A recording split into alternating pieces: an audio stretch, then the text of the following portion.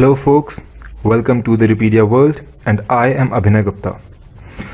Today we'll continue with the topic the Banking Regulation Act 1949. Right? I hope you all remember the date. So we'll start with a little brief of not all the lectures but at least where we had left. Right? In the previous lecture we had covered section 31, 32 and 35. I'll give you the brief about what was contained in the section. In section 31, we dealt about the submission of the return. Return is the accounts as well as the balance sheet and the auditor's report to the RBI.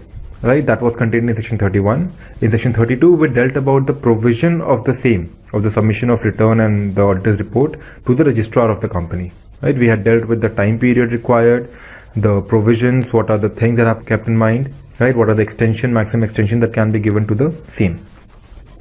We'll also referred that if section 32 is provided for, then you need not abide by the provisions of section 137 of the Companies Act 2013. Right. Then moving ahead, we had seen section 35 that dealt with the inspection, which would be conducted by the Reserve Bank of India, and it would be done either suo motu or on request of the central government, that is the direction of central government. Right? And we have also seen the powers of the inspector, the duties of the directors, employees and officers, and where does the report go, who receives the copy, and if CG has directed the inspection, then CG will also receive a copy of the same. Right? And then we had seen what are the powers of CG if it finds that the activities or the transactions are detrimental for the public or the depositor or anybody else. Right, it would give opportunity of being heard, and there were two powers with CG. One was the prohibition of receiving the deposit. It would prohibit the banking company from receiving any further deposit. And the second was it would direct the winding company to go for winding up. Right, and that would be done under section 38. Right, and we've also seen what section 38 is. In section 38 we see the various conditions under which the company would have to go for winding up. One of it being if the company is not able to pay its debt, and the other is on the direction provided by RBI. Right, if RBI requests CG to order for winding up of the company, that was the second point. Right, so that is where we left the lecture in the previous class. Today we'll move ahead. We'll continue with the topics for the sections. So in the lecture today, we'll try and cover section 35A, section 35B and the basic of section 36. Right? Section 36 would have your basic other parts, subparts, 36AA, 36AB, 36AE, AG and so on. Right? So what we'll cover is what section 36 as a whole on the basic says, and we'll cover section 35A and 35B. Right? And at the end of the lecture, we'll again revise the sections that we have covered so far. Right, so let us continue with the lecture today.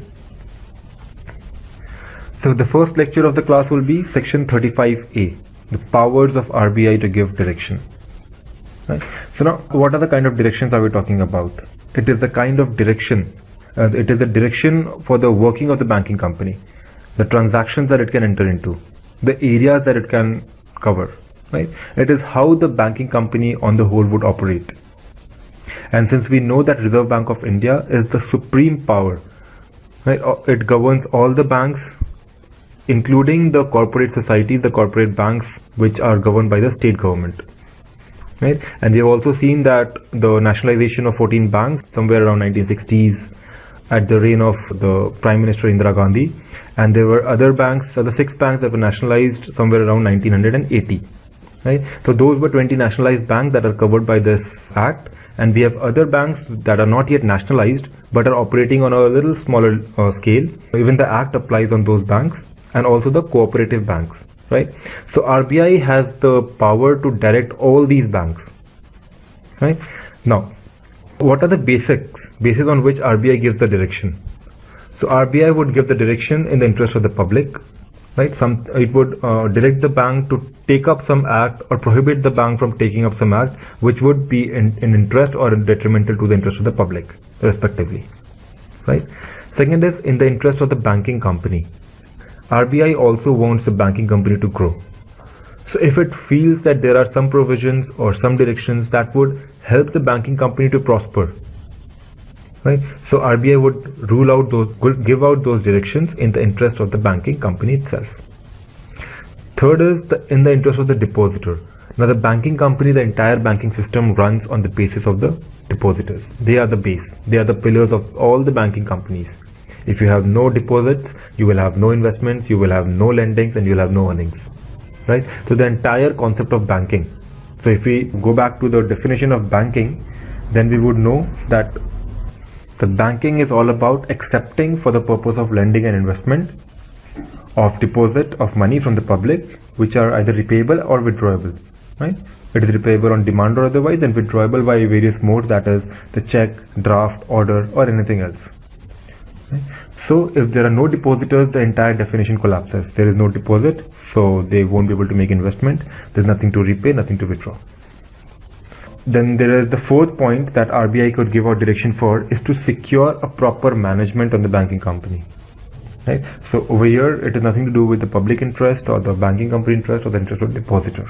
It is about securing a proper management, the proper working and the proper control on the banking company. Right? And whatever direction the RBI rules forward, the company is bound to follow that. Right? So it is, so all the banking company, may be nationalized, non-nationalized, cooperative banks, they are bound to follow the directions of the Reserve Bank of India. Right?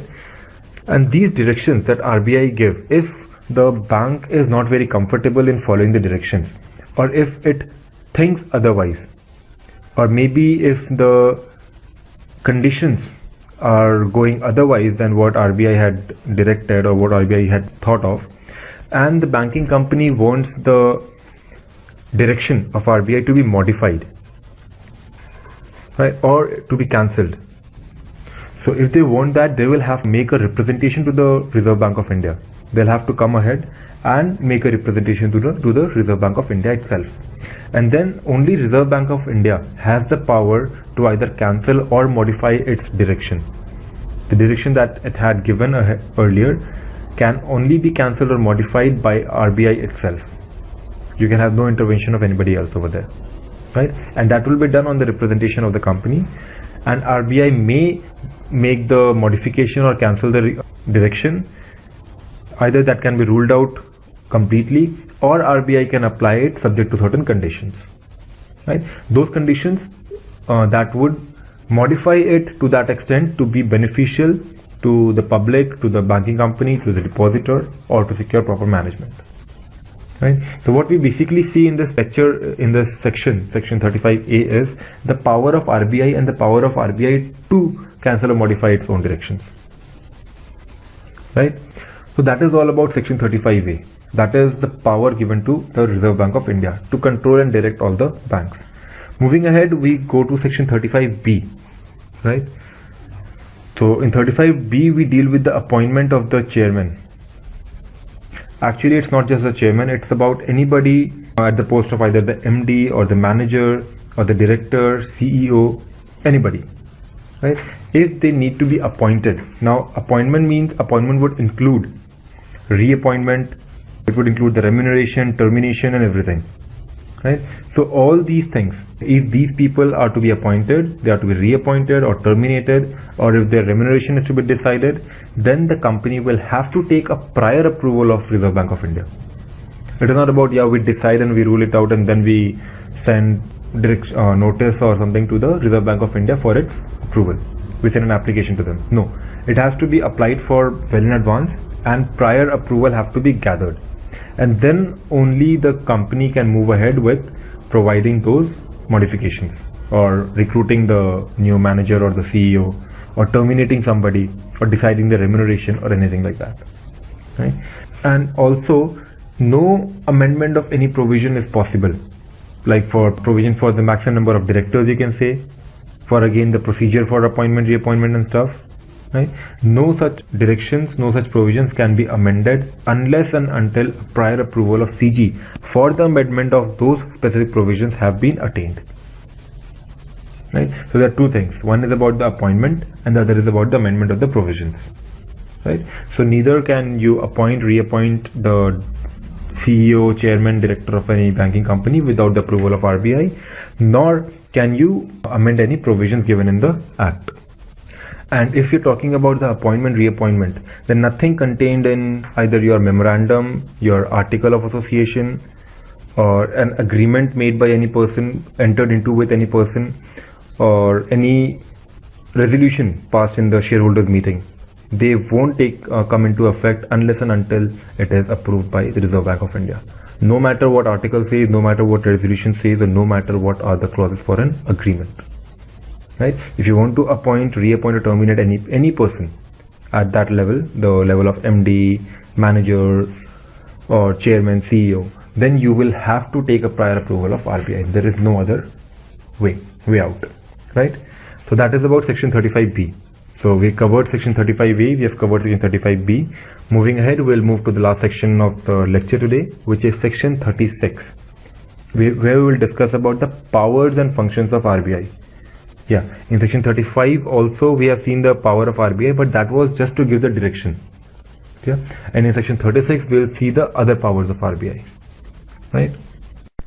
So in section 35 we have seen the power of RBI to issue direction to the banking company, and in section 36 we'll see the other powers of RBI. Right. So when we talk about other powers of RBI, there are various.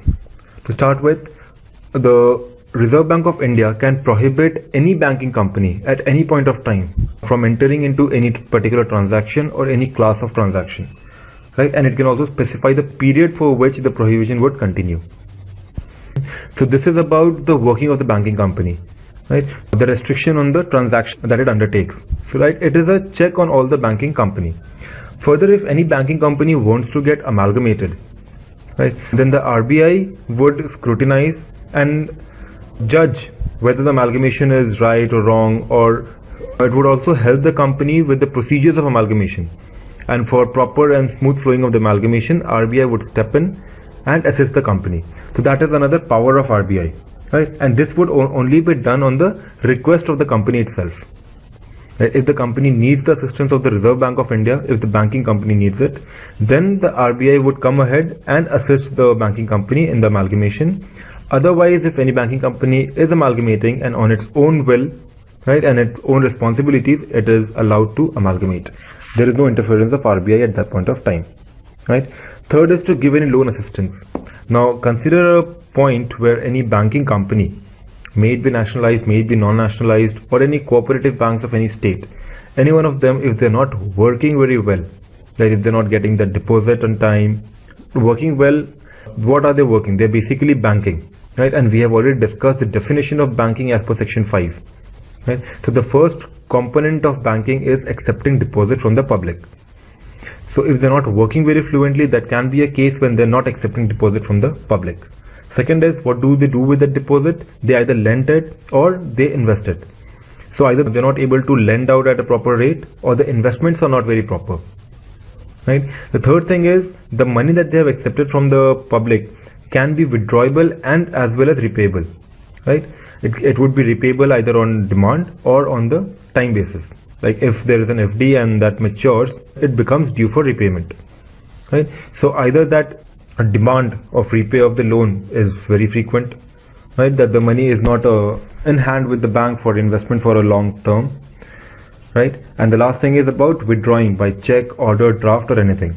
So any one of these functions of bank, the entire banking, if any one of these go out of proportion, right, it would affect the banking company in its progress and its working, right?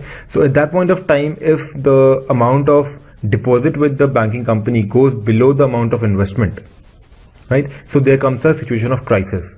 At that point of time, they seek out to the Reserve Bank of India for help, and the Reserve Bank of India would assist the banking company with loan or advances, right? And that is for the same purpose for which they have to maintain a reserve ratio. They'll have to maintain the minimum reserve of 20% that we have discussed in section 17, and also the minimum requirement of the cash reserve or the current account with RBI. So these things, the reserves and the current account with RBI, are basically maintained for tackling these kind of situations. But if that reserve and the current account with RBI is not sufficient for you to deal with those kinds of situations, then RBI would help you with lending the loan or making advances, right? So that is another power of RBI. And continuing with that, you have other various minute and miscellaneous provisions, miscellaneous powers of RBI. That would be like, it would require the management or the shareholders of the company to call a meeting, right? And in that meeting, they need to consider any matter that the RBI thinks appropriate for managing the affairs of the company, right? So RBI would give out these directions for the holding of the meeting and discussing and conducting a proper meeting for the proper conduct of the affairs of the banking company, right? Second is, if it does not want the banking company to call a meeting on the whole for all the shareholders or all the directors, as the case may be, it would also require any particular officer from the banking company to sit for a discussion with the officer of the Reserve Bank of India, right? And there the matter, if it is a minute matter where you don't need to involve all the management, then you can have a personal conversation with the two officers of the two banks, that is the nationalized or the non-nationalized or corporate bank, the banking company that we're talking about, and the officer of the Reserve Bank of India, right? And then the matter can be sorted out. Otherwise, if it is a larger matter as per the magnitude, then the RBI with its first direction will ask them to hold a meeting, and then will appoint its own officer to attend that meeting. And the officer so appointed to attend the meeting will also have the power to be heard at the meeting, right? And that officer will be present throughout the meeting, will prepare the minutes actually for their own purpose, will prepare a report on that meeting and submit the report to the Reserve Bank of India, right? Then RBI may also appoint one or more officer from its own department to monitor the affairs of the banking company, whether or not they are being conducted in the manner they should be, right? And then again the officer would be required to prepare a report on the same and forward it to the Reserve Bank of India. Further, the Reserve Bank of India may also direct the banking company to make certain changes in its management, right? And that would be as per the requirement and as per the necessity that the RBI considers fit, right? Further, we have seen the powers and functions of RBI. Like, this is the way how it directs and how it controls and manages the banking companies. So at the end of the year, when the entire year has been ended and the RBI's interference is over and the banking company's actual performance is in hand, then the Reserve Bank of India shall make an annual report to the central government, right? And that would be based on the trends and the progress of the banking company, as regards to whatever the banking company has performed during the year and whatever amendments or changes did they make as per the directions of the Reserve Bank of India. So ultimately, on the whole, clubbing them together, what is the entire net progress of the company and the entire banking sector in general, the report on the same has to be prepared by the Reserve Bank of India and sent to the central government, right? And this report would also include the suggestions, if there is any, for strengthening the banking business throughout the country, right? And then CG would consider this report and take necessary action as it is required, right? So that is about sending an annual report to CG. So ultimately, throughout the chapter, what we had seen is the basic power as regards to the banking company vests with the RBI. So RBI has been made a central body that controls and governs the management and the affairs of all the banking companies. But at the end of the year, it has to prepare a report on its working, on the working of all the banks and how the banking sector on the whole has performed, and send it ahead to the central government. So central government again remains on the supreme power to even direct the RBI, to even see or put a check on the working of the banking company and the Reserve Bank of India, right? Next we have the appointment of its own staff, right? Why will an RBI appoint its own staff? That is basically done for the purpose of scrutiny. The scrutiny about what? So in the previous section we had seen that the company is required to provide the annual account, which is accounts and the balance sheet, and the auditor's report to the Reserve Bank of India. So when they submit these documents to the Reserve Bank of India, the Reserve Bank needs to scrutinize them. So they will appoint its own staff to sit down and scrutinize the entire balance sheet and the accounts and the auditor's report of each of the bank That is basically done for the purpose of conducting an efficient performance, right, and the smooth functioning of the entire banking system on the whole, right? So that will be all for the lecture today. We'll continue the chapter. We'll continue the basic subsections of section 36, that is A, AB, AE, AG and stuff in the continuing lecture. So until then, this is Abhinay Gupta signing off. Thank you.